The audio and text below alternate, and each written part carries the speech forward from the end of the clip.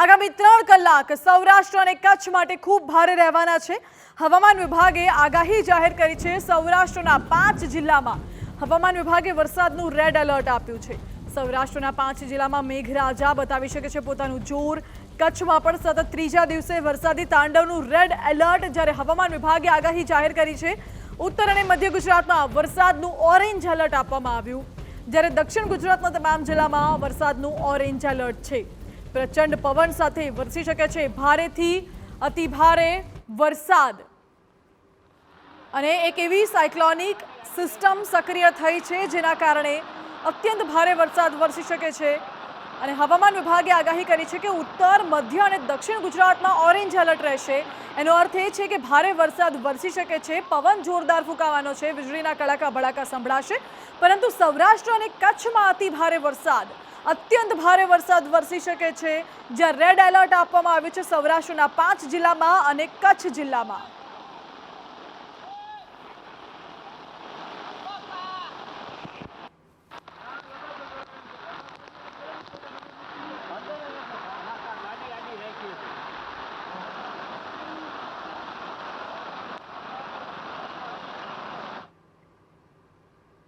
હવામાન વિભાગે જે આગાહી કરી છે તે અનુસાર સૌરાષ્ટ્રના 5 જિલ્લા એવા છે કે જ્યાં અત્યંત ભારે વરસાદ વરસી શકે છે, વીજળીના કડાકા ભડાકા સાથે। જોઈ લો પહેલા તો કયા જિલ્લામાં ઓરેન્જ એલર્ટ છે, કયા જિલ્લામાં રેડ એલર્ટ છે। રાજકોટ, જામનગર, દ્વારકા, પોરબંદર, જૂનાગઢ અને કચ્છ આ 6 જિલ્લા એવા છે જ્યાં વરસાદનું ઓરેન્જ એલર્ટ છે। રેડ કલર સ્ક્રીન પર આપ જોઈ રહ્યા છો, જે ગુજરાતનો મેપ છે તેમાં રેડ કલર એ જિલ્લાઓ છે જ્યાં ઓરેન્જ એલર્ટ છે। ઓરેન્જ એલર્ટ એટલે કે ભારે વરસાદ વરસી શકે છે, પવન જોરદાર ફૂંકાઈ શકે છે, વીજળીના કડાકા ભડાકા સાથે વરસાદ અત્યંત ભારે વરસી શકે છે।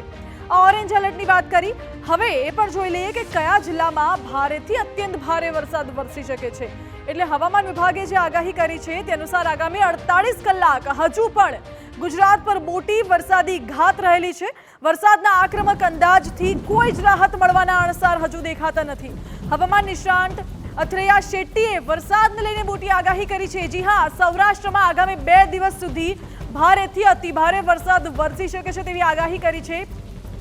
રણ પ્રદેશ કચ્છને પણ મેઘો બરોબરનો ધમરોળશે।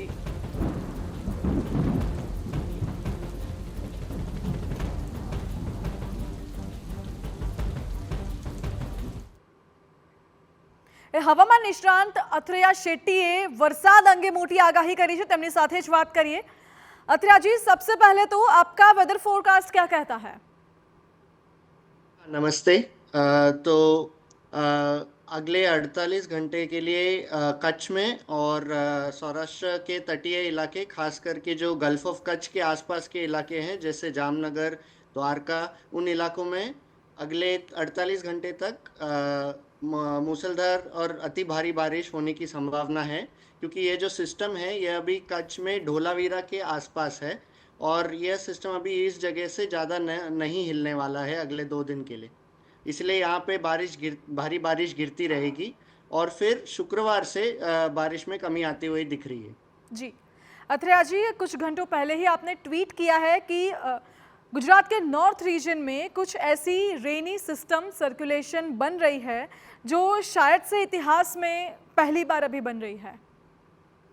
जी, तो इसके बारे में अभी ज़्यादा रिकॉर्ड तो नहीं है, हिस्टोरिकल जो रिकॉर्ड रखते हैं ऐसे सिस्टम्स की, लेकिन ये सिस्टम की जो खासियत है वो है कि लैंड के ऊपर बनने शुरुआत से लेके अब तक लैंड के ऊपर ही बनकर लैंड के ऊपर ही इंटेंसिफाई होकर डीप डिप्रेशन बना है। ऐसा सिस्टम 1961 के बाद पहली बार अभी आज 2024 में बना है, इस साल में। ओके અથરૈયા जी, ये जो सिस्टम है आपने कहा कि बहुत सालों बाद ये सिस्टम बना है, इसकी क्या असर हो सकती है? तो अभी तो हमने पिछले ऑलरेडी 4 दिन से देखा है कि जैसे दक्षिण गुजरात, सूरत, वलसाड, नवसारी में भी 24-25 तारीख को 300-400 मिलीमीटर लगातार बारिश हुई है और कल परसों राजकोट में, वडोदरा में भारी बारिश के साथ में 400 मिलीमीटर से भी अधिक बारिश हुई है। तो ये जो सिस्टम है ये इतना स्ट्रॉन्ग है कि इसका और इसने लगातार दिन भर दिन 400 से 500 मिलीमीटर की बारिश गिराई है और अब भी इस सिस्टम में उतनी ताकत है कि वह उतनी बारिश फिर से कच्छ और सौराष्ट्र के वो द्वारका और वो जामनगर जैसे इलाकों में फिर से उतनी बारिश अगले कुछ 2 दिन में भी गिरा सकती है। यह सिस्टम से हवा की ज़्यादा डेंजर नहीं है, जैसे जो लगा जैसा बोलते हैं हम कि साइक्लोन्स के साथ हवा की भी डेंजर होती है, लेकिन इसकी सबसे ज़्यादा डेंजर इसकी भारी बारिश की है। ओके। अथरिया जी, गुजरात में अभी जो 3 सिस्टम सक्रिय है अकॉर्डिंग टू आईएमडी, वो 3 सिस्टम हाँ, कैसे असर करेगी गुजरात के अलग अलग रीजन्स को? तो अभी तो ये जो मेन मेन जो तीन सिस्टम है उसमें से जो मेन वाला है वो ये डीप डिप्रेशन है जो फिलहाल कच्छ के ऊपर बैठा है। और यह सिस्टम अभी कच्छ पे और सौराष्ट्र के तटीय इलाकों में भारी बारिश अगले 48 घंटों तक देगा। बाकी उसके अलावा यह सिस्टम से एक ट्रफ रेखा भी जा रही है दक्षिण सौराष्ट्र की तरफ, जिससे यह सिस्टम दक्षिण सौराष्ट्र की उधर भी दक्षिण सौराष्ट्र के अंदरूनी इलाके जाने यानी कि जैसे राजकोट हो या उसके आसपास के इलाके में अगले कुछ दिनों तक हल्के से मध्यम बारिश दे सकती है। और फिर उसके अलावा जब यह सिस्टम अभी धीरे धीरे पश्चिम की ओर बढ़ेगा और शुक्रवार तक ये कच्छ से दूर निकल जाएगा, तब तक तब तब के बाद शुक्रवार के बाद फिर भारी बारिश में कमी आने की संभावना है। ओके। मतलब आने वाले समय में गुजरात के कौन से रीजन में भारे से बहुत ज़्यादा बारिश हो सकती है? कौन से ऐसे जिले रहेंगे? तो ये ज़्यादातर कच्छ के ज़िले ही रहेंगे। तो जैसे आपके पास अपने भुज है, नलिया है और कांडला है। उन जैसे इलाकों में कच्छ में धोलावीरा के आसपास भी हो सकती है। और सौराष्ट्र के जो तटीय इलाके हैं यानी कि जैसे द्वारका हो, पोरबंदर भी है। अभी पिछले 24 घंटों में पोरबंदर में 400 मिलीमीटर, द्वारका में 400 मिलीमीटर से भी अधिक बारिश देखने मिली है। तो वैसी वैसी बारिश आज एक और दिन फिर से 400 मिलीमीटर के आसपास बारिश देखने मिल सकती है द्वारका के उस तरफ। और जामनगर के उधर और जामनगर से थोड़े जो ऊपर के इलाके हैं वहाँ पे 300 मिलीमीटर से अधिक बारिश अभी अगले 24 घंटों में देखने मिल सकती है। ओके। और अभी गुजरात के ऊपर जो सिस्टम एक्टिव है, अगर ये सिस्टम खत्म हो जाते हैं 2-3 दिन में, तो उसके बाद जी, क्या कोई नया सिस्टम एक्टिव होने वाला है? ऐसी कोई जानकारी? तो अभी तो यह सिस्टम शुक्रवार तक यानी 30 तारीख तक धीरे धीरे निकल जाएगा। तो उसके बाद में फिर गुजरात में ज़्यादा बारिश होने की कोई संभावना नहीं है। लेकिन फिर अभी ऐसा अंदाज दिख रहा है कि सितंबर के 2 तारीख के आसपास एक और नया सिस्टम जो अभी फिलहाल बंगाल की खाड़ी में यानी दूसरी दिशा में दूसरी तरफ ऑपोजिट डायरेक्शन में फिलहाल एक लो प्रेशर एरिया वापस बन रहा है बंगाल की खाड़ी में।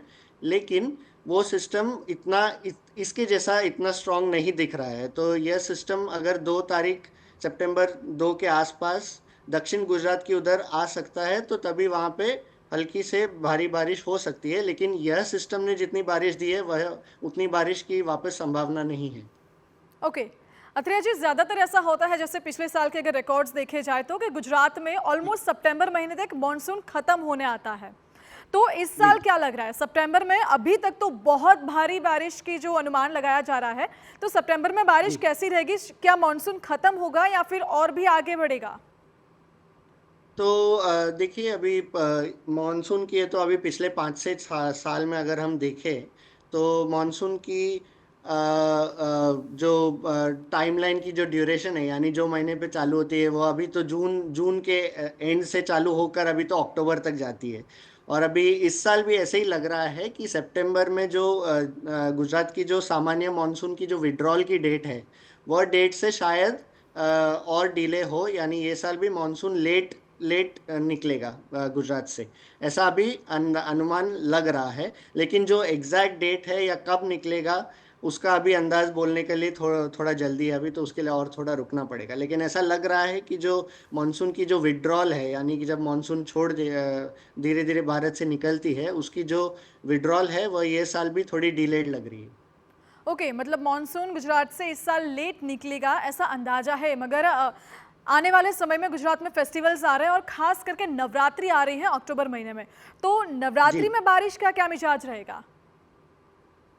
नवरात्रि के लिए तो अभी तो बहुत दूर है बोलने के लिए कि एग्जैक्टली कैसा रहेगा। लेकिन अगर तब तक मानसून ना निकले तो फिर तब तक भी थोड़ी बहुत वो मेघ गरजने के साथ में जो बारिश होती है जब मानसून निकलती है, जो थंडरस्टॉर्म्स होते हैं, वैसे शायद होने होने की हो सकती है, ऐसा बोल सकते हैं। लेकिन क्योंकि अभी नवरात्रि अभी 1 महीने से भी ज़्यादा दूर है, तो इसीलिए अभी उसका एग्जैक्ट आंसर बोलने का वो थोड़ा बहुत जल्दी है अभी। Okay okay. और अभी हमने जब बात की रेनी सिस्टम की, जो सिस्टम काफ़ी सालों के बाद, आई थिंक 1961 के बाद पहली बार गुजरात में एक्टिव हुई है, ये सिस्टम के असर हाँ। की हमने बात की नॉर्थ रीजन में। अगर हम इसी सिस्टम की इफेक्ट्स के बारे में साउथ रीजन की बात करें, तो साउथ रीजन में जी। इसकी क्या असर देखने मिल सकती है? तो साउथ रीजन में अभी इस सिस्टम की और ज़्यादा असर नहीं होने वाली है, क्योंकि जो जब ये सिस्टम था, ये सिस्टम पहले पूर्वी मध्य प्रदेश के ऊपर इसने शुरुआत की थी एक लो प्रेशर एरिया के नाते। और वहाँ से जब वो धीरे धीरे गुजरात की तरफ आया है, तो उसने साउथ गुजरात जैसे सूरत, वलसाड, नवसारी, इन जगहों पर 24 तारीख और 25 तारीख को भारी बारिश दे चुकी है। तो अभी ये सिस्टम क्योंकि पश्चिम की ओर अभी कच्छ की ओर है, तो यह सिस्टम का अभी साउथ गुजरात की तरफ ज़्यादा कोई असर नहीं रहेगा। और उल्टा अभी तो अगले कुछ दिनों में साउथ गुजरात की तरफ धूप भी निकल सकती है। ओके अत्रेया जी, जैसे कि आपने पहले बताया कि ये जो डीप डिप्रेशन बन रहा है वो भी धीरे धीरे भयंकर रूप अभी बना रहा है, तो इस डीप डिप्रेशन अभी तक डिप्रेशन में क्यों परिवर्तित नहीं हुआ? तो डीप डिप्रेशन अभी जब ये आया था सिस्टम पहले गुजरात की तरफ, और जब ये गुजरात से सटे राजस्थान की जो बॉर्डर है वहाँ पर था, तभी ये ऑलरेडी एक डिप्रेशन था। तो डिप्रेशन से जो अगला जो स्टेज है, उसी का स्टेज डीप डिप्रेशन है। और डीप डिप्रेशन के बाद इसका अगला स्टेज साइक्लोन होता है। सो जो ऑर्डर रहता है उसकी जो इंटेंसिफिकेशन की, जो पहले तो लो प्रेशर एरिया क्या कहा जाता है, जब बहुत वीक हो और सिर्फ थोड़ी बहुत बारिश दे। और फिर उसके बाद लो प्रेशर के बाद में एक वेल मार्क्ड लो प्रेशर कहा जाता है। फिर उसके बाद वाली अगली तीव्र स्थिति डिप्रेशन कहा जाता है। और फिर डिप्रेशन के बाद अगली स्थिति उसकी डीप डिप्रेशन बनती है। और डीप डिप्रेशन के बाद साइक्लोन बनती है। तो ये जो अभी सिस्टम है, यह ऑलरेडी एक डीप डिप्रेशन बन चुका है।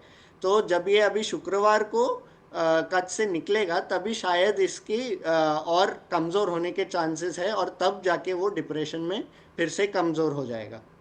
ओके मतलब शुक्रवार तक तो बहुत ही ज़्यादा हैवी रेनफॉल की संभावना है, जैसे कि आप बता रहे हैं।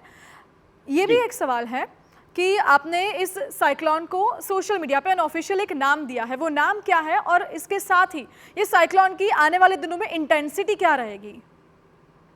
तो ये जो अभी ऑफिशियल नाम साइक्लोन के, तो आईएमडी ऑफिशियल बॉडी है भारत की ऑफिशियल साइक्लोन्स की नाम देने की। और क्योंकि ये जो सिस्टम है, ये अभी आईएमडी के हिसाब से साइक्लोन के स्टेज पे अभी तक नहीं पहुंचा है, तो इसीलिए उन्होंने अभी तक नाम नहीं दिया है इसको। पर ये जो सिस्टम है, ये फिलहाल डीप डिप्रेशन की जो सबसे तीव्र स्थिति होती है, और साइक्लोन की जो सबसे कमज़ोर की जो स्टेज है, तो वो जो बाउंड्री है डीप डिप्रेशन और साइक्लोन की, जो हम लोग क्लासिफाई करते हैं सिस्टम को, वो बाउंड्री पर ही बसा हुआ है। इसलिए अभी कन्फ्यूजन है कि ये डीप डिप्रेशन है कि कमज़ोर साइक्लोन भी कहा जा सकता है। तो ओके। इसीलिए ये जो नाम है अभी अनऑफिशियल है, ऑफिशियल नहीं है, क्योंकि आईएमडी ने कुछ घोषित नहीं किया है। जी। पर अगर आईएमडी घोषित करे अगले एक आध दिन में, तो फिर इस सिस्टम का नाम साइक्लोन आसना होगा, क्योंकि वो जो आईएमडी की जो लिस्ट होती है साइक्लोन की नाम की, उसमें अगला नाम आसना है। ओके अत्रेया जी, बहुत बहुत धन्यवाद आपका हमारे साथ जुड़ने के लिए। हाल तो બહુ જ ખતરનાક સિસ્ટમ બની રહી છે વરસાદની, જે આગામી સમયમાં ગુજરાતમાં ભારેથી અતિ ભારે વરસાદ વરસાવી શકે છે। આ સિસ્ટમની મોટા પાયે અસર જોવા જઈએ તો ઉત્તર ગુજરાત, કચ્છ જિલ્લામાં અને સાથે સૌરાષ્ટ્રમાં જોવા મળશે। દક્ષિણ ગુજરાતમાં પણ ભારેથી અતિ ભારે વરસાદ વરસી શકે છે, પરંતુ મેઘો હવે ગુજરાતને અને ખાસ કરીને કચ્છ સહિતનો જે વિસ્તાર છે તેને બરાબરનો ધમરોળશે। આ તરફ સપ્ટેમ્બરમાં પણ વરસાદી માહોલ જોવા મળશે, એટલે ચોમાસું વિદાય લે હજુ તેવી કોઈ સંભાવના જોવા નથી મળી રહી। અને અત્યારે ગુજરાત પર 3 સાયક્લોનિક સિસ્ટમ સક્રિય છે, જેના કારણે ભારેથી અતિ ભારે વરસાદ વરસી શકે છે।